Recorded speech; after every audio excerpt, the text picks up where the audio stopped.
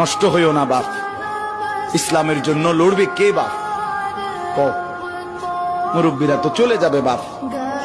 18 বছরের ছেলে, 20 বছরের ছেলে, 22 বছরের তাগড়া জওয়ান, তুমি নষ্ট হয়ে গেলে, তুমি চরিত্রহীন হয়ে গেলে, তুমি যদি সারাক্ষণ নারী ছাড়া, ছবি ছাড়া, মদ জুয়া অশ্লীলতা, তুমি যদি মোবাইলের আসক্তি ছাড়া চলতে না পারো, আগামী দিনে ইসলামের জন্য তুমি করবা কেমন, লড়বে কেমন?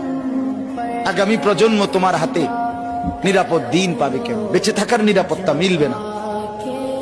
বেঁচে থাকা 53 বছরের সমাজে বেনামাজির সংখ্যা যদি এত বেশি হয়, 53 বছরের ভিতরে মোবাইলে আসক্ত যুবকের সংখ্যা যদি এত বেশি হয়, 53 বছরের ভিতরে বেপর্দা নারীর পরিমাণ যদি এত বেশি হয়, এত মসজিদ মাদ্রাসা চারদিকে থাকার পরেও যদি এই মসজিদ মাদ্রাসা ষড়যন্ত্রের কারণে কমে যায়,